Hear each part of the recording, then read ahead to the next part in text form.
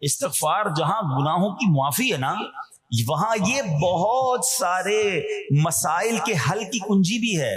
آپ اگر پرابلم میں ہیں، روزی کے مسائل ہیں، اولاد نہیں ہو رہی ہے، یا کوئی بھی پرابلم ہے، ایک واقعہ سنیے۔ امام حسن بصری رحمۃ اللہ تعالی، بہت بڑے بزرگ ہیں، ایک شخص آیا آ کر کہتا حضور قحط کی پوزیشن آ گئی ہے، بارش نہیں ہو رہی، دعا فرمائیں، کو وظیفہ عطا فرمائیں۔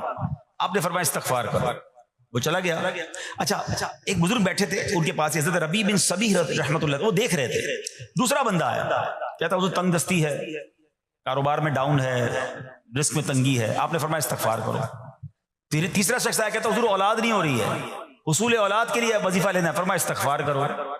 چوتھا بندہ آیا، وہ کہتا ہے کہ حضور میرے باغ میں، فصلوں میں پیداوار کی کمی ہے، فرمایا استغفار کرو۔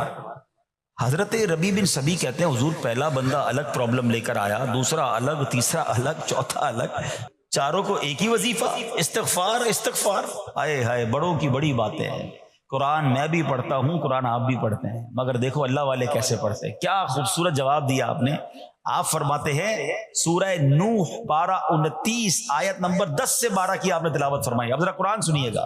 بسم اللہ الرحمن الرحیم، استغفروا ربکم انہ کان غفارا یرسل السماء علیکم مدرارا ویمددکم باموال وبنین ویجعل لکم جنات ویجعل لکم انہارا۔ سبحان اللہ، ذرا سنیے گا، اپنے رب سے معافی مانگو۔ استغفروا ربکم انہ کان غفارا، بے شک وہ بڑا معاف کرنے والا ہے۔ اب دے گا عطا، کیا فرمائے گا؟ یرسل السماء علیکم مدرارا، وہ تم پر موسلا دھار بارش بھیجے گا۔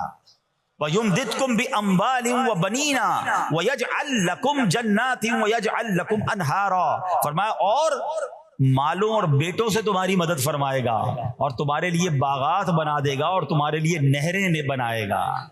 باغات بھی بڑھ رہے ہیں، اولاد بھی عطا ہو رہی ہے، مال بھی بڑھ رہا ہے، بارش بھی ہو رہی ہے، اس چیز سے، استغفار سے۔ تو استغفار یہ آپ کے بہت سارے پرابلمز کا حل ہے، مسائل کا حل ہے۔